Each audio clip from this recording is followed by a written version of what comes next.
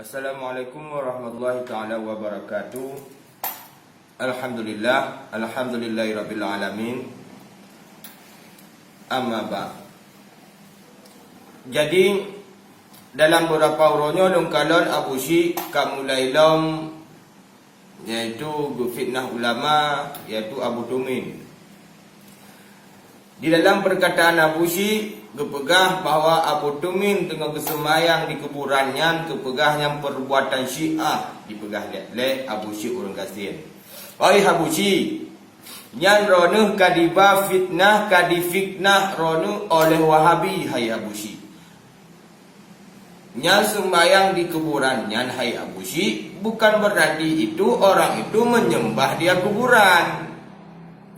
Bahkan di dalam dalil, hadis dan kitab itu ada menyebutkan jud hukumnya solat di kuburan. Bahkan Nabi pernah yaitu melaksanakan solat di kuburan. Satu orang lelaki dan satu orang perempuan. Ya, bahaya Abu Syik. Jadi yang orang pegahnya adalah Abu Syik bahawa Abu Tuminyan bika telah melaksanakan perbuatan Syiah yang ronuh dungkuka. Kan itu ajaran Wahabiyah. Yang perbuatan Wahabi ya Abu Syik, kan perbuatan gedanya ahli sunnah wal jamaah.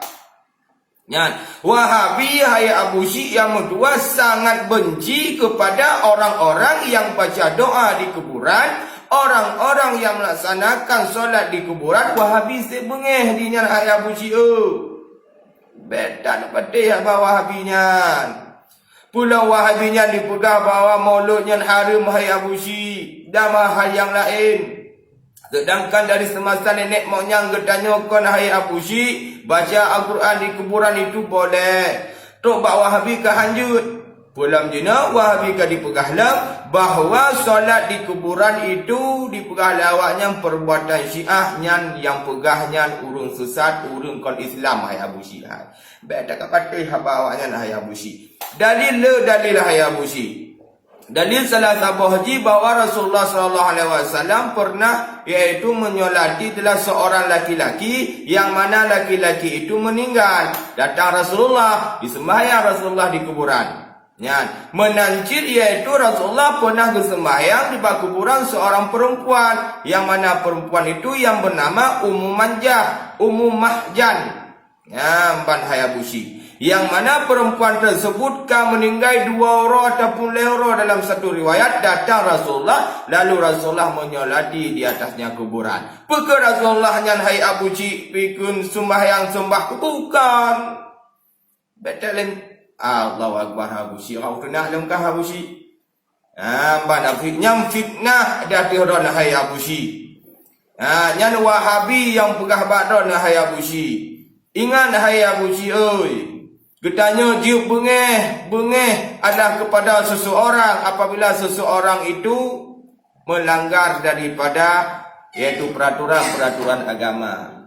Ya, banyak sebuah peringatan baka hai Abu Syik, sebuah pesan baka hai Abu Syik yang adalah yang pegah sembahyang di kuburannya adalah yang Syiah, yang perkataan Wahabi hai Abu Syik kon gedanya ahli sunnah wal jamaah. Bila gedanya ahli sunnah wal jamaah han mungkin gedanya keluarkan kata-kata sedemikian hai Abu Syik. Nya sebuah pesan baka hai Abu Syik, berhati-hatilah terhadap urang Wahabinya hai Abu Syik. Wahabinya segala apa ketanya wahai Abu Syik, dipengaruh ketanya wahai Abu Syik. Ingat hai Abu Syik mutua, Wahabi itu sangat benci kepada ahli sunnah wal jamaah hai Abu Syik. Yang hancur hai Abu Syik ketanya tersembahyang di kuburan para nabi-nabi. Nyaya hancur. Munya lagi katanya para alim ulama, para urung-urung biasa itu boleh kita solat di atas kuburan. Walaupun ada pendapat bahawa itu makruh hukumnya, hanai pegah si haram. Satu pendapat boleh, satu pendapat makruh jikalau dalam kitab. Ngamban. Nyana hai Abu Syik, sip nyan lundungo perkataan kata yang pegah bahawa ke Abu Tumin nyan pikun sembahyang di kuburannya nak pegah Syiah nyan ronu kana fitnah ke beliau. nya hanjut tanya menan hai Abu Syik dosa katanya lengan hai Abu Syik. Dak dosa nya ulama katanya hai Abu Syik umtua. Walaupun pangkat so hai Abu Syik yang kenyang dengan para alim ulama tanya tertempu bah hukumnya hai Abu Syik. Bila hana ulama hai Abu Syik Allahu Akbar hai Abu Syik hana dulu pegah hai Abu Syik. Mungkin lebih parah ni ba adongan aduan hai Abu Syik umtua. Yang pesan sabah nun titip pesan maka Abu Syik ya Abu Syik Wahabi yang kadi fitnah dah dihro yang ba fitnah kadi bodomin yang Wahabi ditampaukan ba'dad hai Abu Syik pula. Nah lagi si Wildan yang perlu dalam media yang langsung dipegah bahawa Abu Ya Mudawali Al-Khalidinya urus sesat hai Abu Syik. Menyo dengar habanya ni petih ni.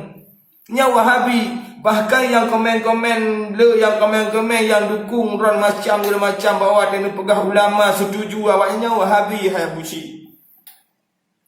Jaidah kau Wahabi di nang Acehnya hai Abu Syik. Maka oleh karenanya Abu Syik mari sama-sama ketanya talawan Wahabinya. Kepuda guna talawan ulama hanang faat talawan dinya dana dosa katanya. Jaidah kau Wahabi di nang Acehnya mari sama-sama ketanya talawan. Tadobrak Wahabi datram tata sama-sama katanya. Be yang hana katanya tadena hai Abu Syik. Nyolong titip pesan bakah Abu Syik. Ilun hai Abu Syik, ilun pegah baronu, ilun munyoran mantau nu tenak ke ulama dan macam-macam nu ke ulama, lun siap kit tenak ke hai Abu Syik. Asal bek saling ba fitnah. Bila saling ba fitnah, lun bisa cit lun fitnah ron hai Abu Syik. Banyak siapa pesan lun pegah baronu Abu Syik. Bila nak kata-kata lun salah yang lun sampaikan hai Abu Syik, don la kemah yang karenanya luka ilung kadonde video yang pegah lerot Abu Dumin yang semayang di kuburan Syiah nyan ron Abu Syik sip jai dosa karon nekeun mudah-mudahan bahkan ron kana ba fitnah lam kata ayat tu Abu Dumin ngan ban Abu Syik. Bahkan Nabi pernah bersabda anan Nabi sallallahu alaihi wa ya fil khuburiha Nabi. Bahwasanya Nabi SAW menyolati jenazah yang sudah dikuburkan. Ya, Nabi pernah adalah sembahyang jenazah yang mana jenazah tersebut yang sudah dikuburkan. Dan dalil yang lu pegah datih guna bahawa Nabi pernah sembahyang dua orang yang pertama agam, yang kedua inang, yang mana agam itu dia orang tukang membersihkan iaitu masjid, yang mana inang itu adalah Ummu Mahjan. Yang mana Ummu Mahjan tersebut iaitu dia sudah meninggal 2 hari ataupun 3 hari dalam satu riwayat. Lalu datang Rasulullah SAW menyolati di atas kuburan tersebut. Mudah-mudahan bermanfaat. Hadanallahu iyyakum ajmain. Assalamualaikum warahmatullahi taala wabarakatuh.